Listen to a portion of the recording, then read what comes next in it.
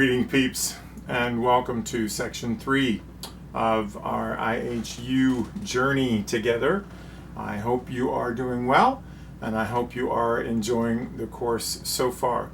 Before I begin this lecture on chapters 4 and 5, painting and sculpture, just let me reiterate a couple of things to you, because some of you have expressed a little bit of concern that you're not able to find the correct questions. Remember, there are two editions to our text. There's the 10th edition and there is the 11th edition, and you may have bought either or.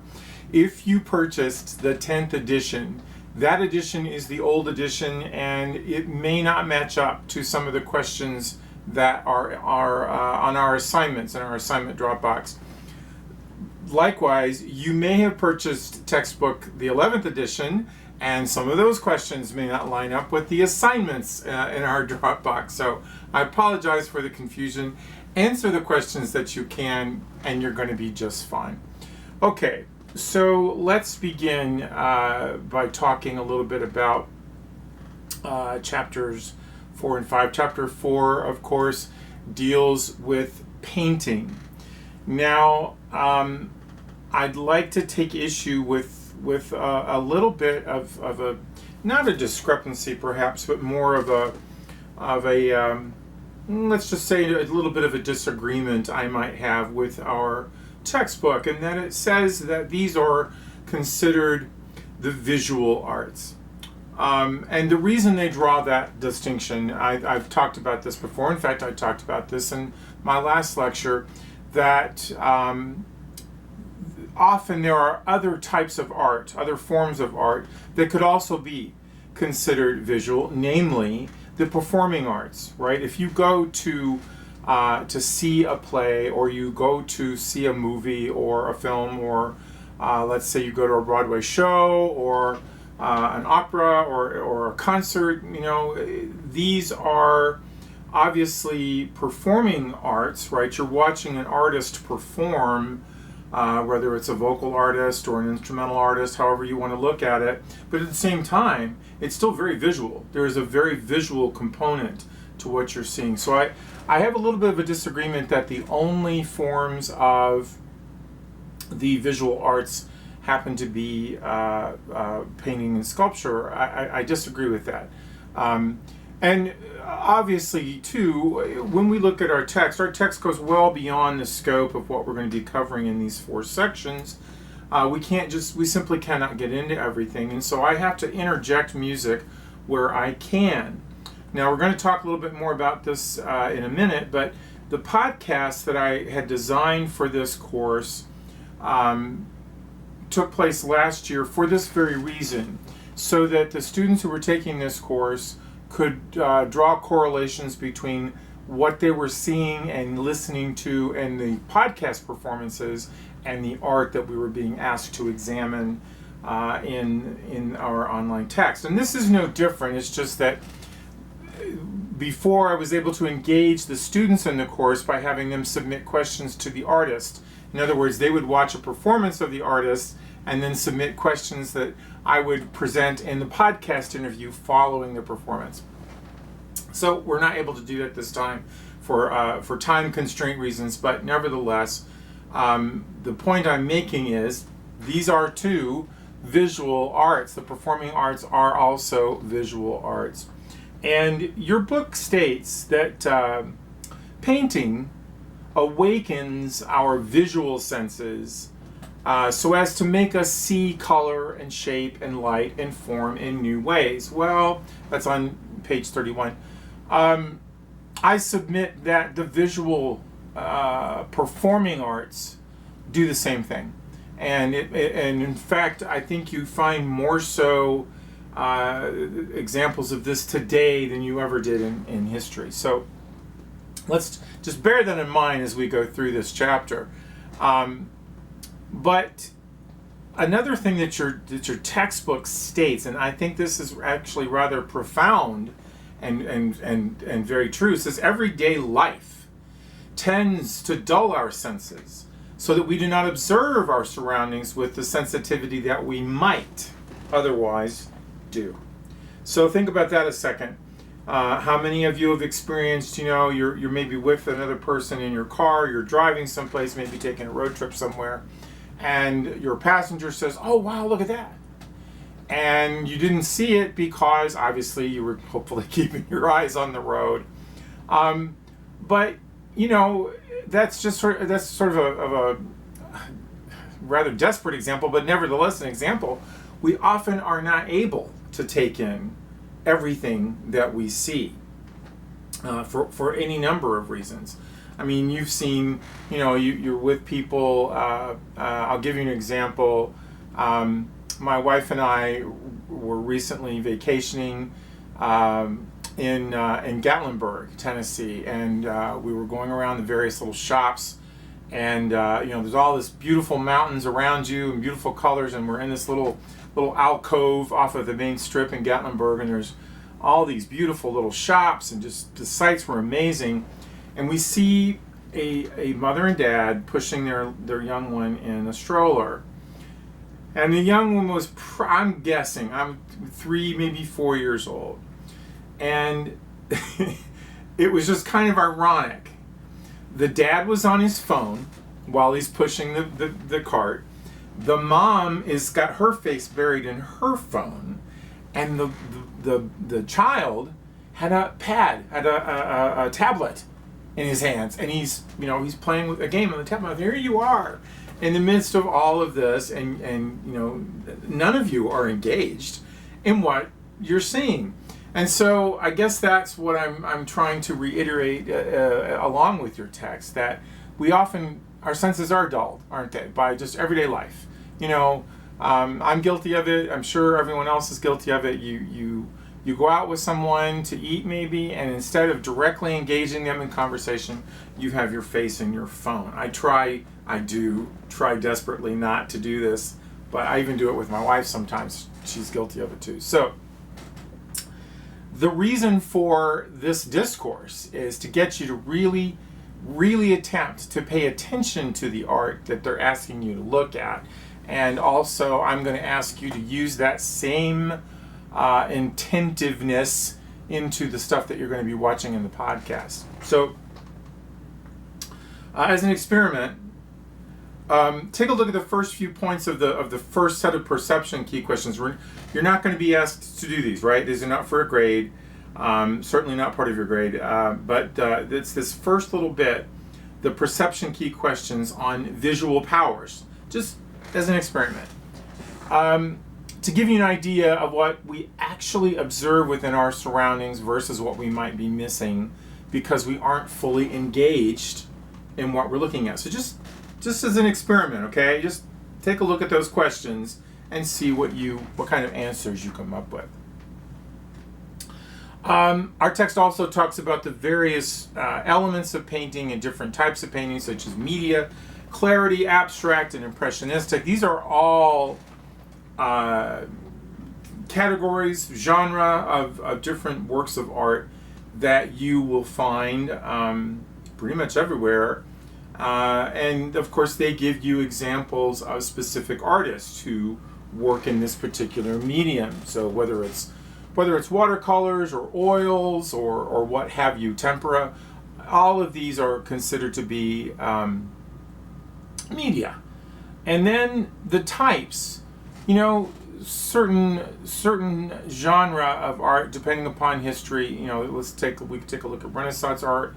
We could take a look at the Baroque artists. We could take a look at the classical artists and the Romantic artists. And I might interject here that these historical periods that I'm quoting, Renaissance and Baroque and classical and Romantic and Impressionistic and so forth, they mirror musical periods throughout history. So, and you'll find that the art changes. We go from a let's say a two-dimensional view of art where we have very flat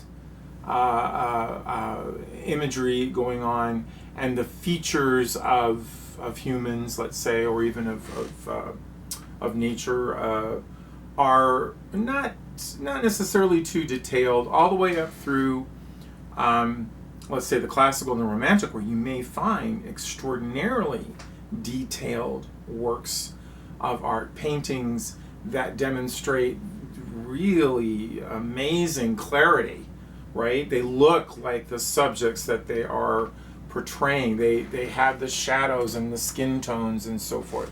So it's kind of cool that we have this these examples of different works of art, but you might also draw a correlation from those types of paintings to other art forms, such as literature, such as, we're about to delve into sculpture.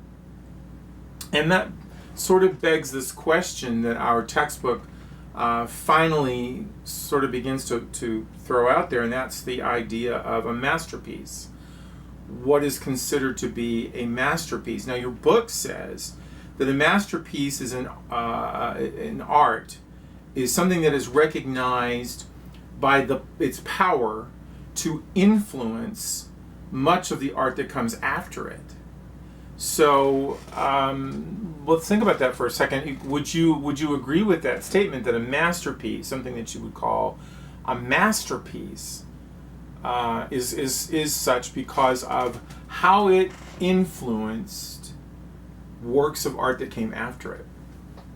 And I don't know that I necessarily agree with that opinion, because I think we have some works of art that are masterpieces for different reasons than simply their influence, right? I think we have some masterpieces that are masterpieces by the virtue of their beauty alone.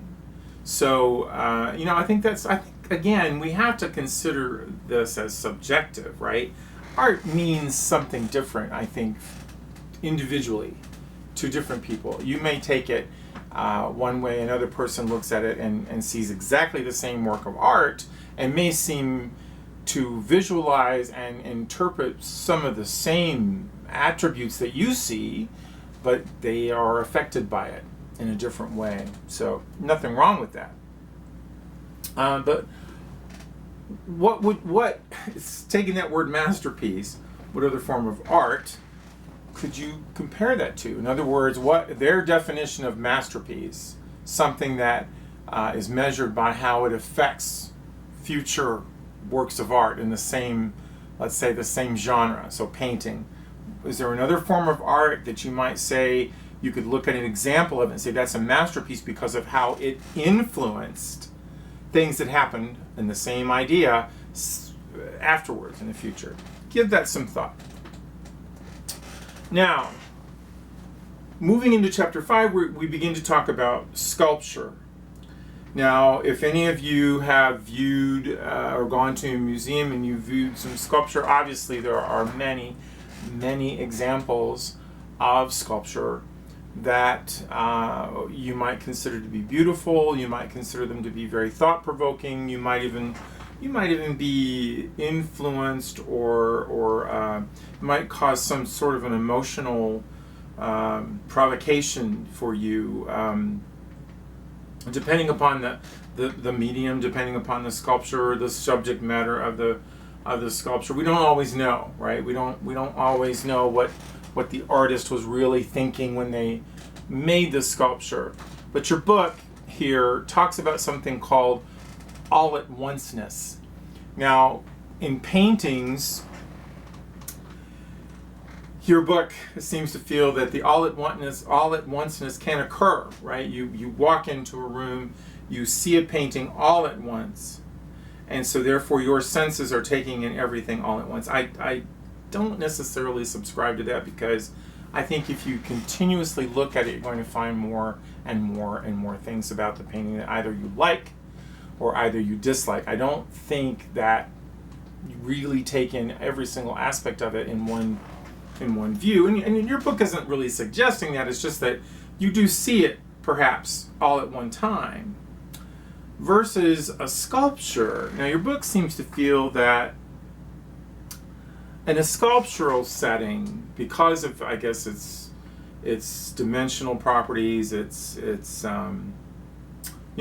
can walk all around it. It's an object, and your book says it's an object that's in space and extends out into open space. And so your brain interprets it as a a three-dimensional object that has texture, and if you could touch it, you could feel it. You could feel it with your hands. You could feel perhaps what the object is. So it's a sensory thing. I believe that art, paintings is all music. It's all sensory. And so we have these different forms of art that sometimes border on well, you could say abstract as far as abstract thought goes, but honestly, let's think about these in terms of what they are. For example, kinesthetic art is really kind of fascinating. I witnessed some examples of this type of art in motion. It's like they've taken a sculpture and they've made it so that it can move. So kinetic sculpture is interesting to see. I wonder sometimes what kind of value it actually has with respect to artistic value. Could we consider a kinetic work of art as a masterpiece, for example? Would it influence other works of art that come after it? I don't know. Another example would be the earth sculpture art, which is fascinating, where they take maybe a body of water, and they create an island in it, and that island is in the shape of a pineapple or a palm tree or something along those lines. And this is fascinating and interesting. Can it be considered art? I don't know. It's kind of funny. I guess I point to this example of an artwork that sold several years ago in a New York art gallery, where it was a simple red dot on a canvas, on a blank canvas, and it sold for $1.2 million, something along those lines. And I'm thinking to myself as I'm watching this transpire, why would you do that? Why would you pay that much money? I think this just points back to the fact that art is subjective with respect to how it's assessed, how it's valued, right? Two people could look at the same work of art. Both people see the same attributes, and maybe even agree that those attributes exist, but it doesn't necessarily mean that both people viewing it are going to value it in the same way. And I think this is true of all art. Of course, now we have media, multimedia sculpture that's going on. I'm sure many of you have seen either on TikTok videos or on social media examples where there are light bars, right? There are these bars, they have LEDs attached to them, and they spin, and it's only when they spin that the art can be projected, and often it's just like it's projected into thin air. It's really cool to watch. So I'm anxious to see how we get, and that to me is sort of an example of a borderless work of art, where you don't have any visual borders per se. It's just sort of out there in space. It's really kind of fascinating, the things that they can do. Okay, so these two ideologies, these two works of these two forms of art lead us, I think they serve as a bridge, right, to other forms of art. And we're going to take a look at that by examining some musical examples. And this is where the podcasts come in. This is a rebroadcast that we're going to be looking at, actually two rebroadcasts of two musical works of art. And so the first of these is that you're going to be watching and listening to is the Delta College Chamber Choir. And they're going to be performing a work entitled Ave Verum Corpus by the composer William Byrd. And then the second example is from another vocal ensemble called Vire Sacre Cantores. And they're going to be performing another work by it's similar genre called Jesu Dulcis Memoria. And it's actually this work of art is based on a chant mode, right, from Gregorian chant. So what I want you to do is consider the paintings that are displayed to us in chapter 4 and the sculpture that's displayed to us in chapter 5.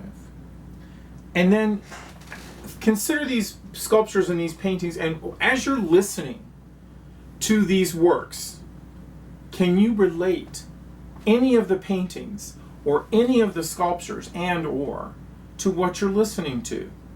Think about it.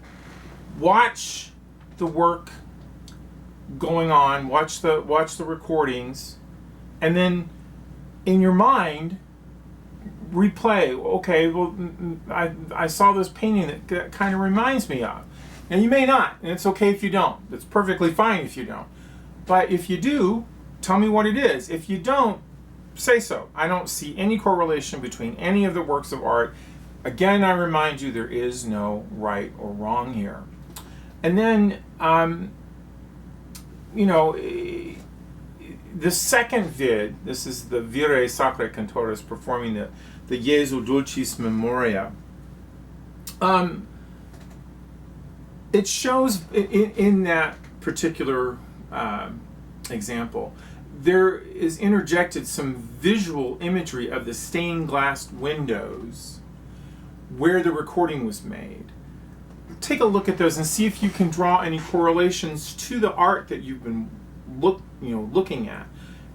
Does it fit the music? Does it go with the music? Because often, here we go, the visual arts, the performing arts, works with your mind as well as your eyes and your ears, right? What you see is affected by what you hear, and what you hear can be affected by what you see. And sometimes you've noticed this, I'm sure, in the cinematography that you yourself have witnessed. We go to watch a film, and often the music can make or break the film. Sometimes the music is in direct correlation with what we're watching, and sometimes it is not. It's a complete opposite. So, but yet it works. The two are wedded together and it works. So take a look at these, listen to these. Now again, this fulfills the podcast requirement, okay? So understand, this is a rebroadcast. We will have a discussion topic following this that I'm going to ask you these same questions. What did you hear? Did you see any correlations between what we witnessed so far? Okay, folks? So yeah, sit back, relax, enjoy, and I look forward to seeing your answers.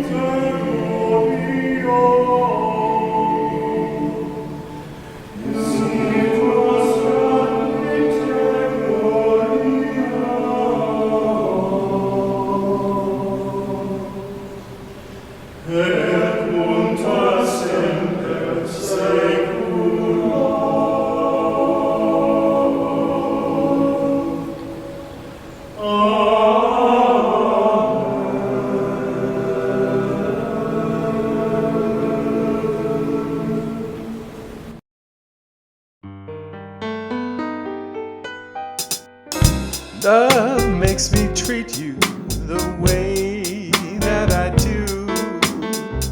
Gee, baby, ain't I good to you?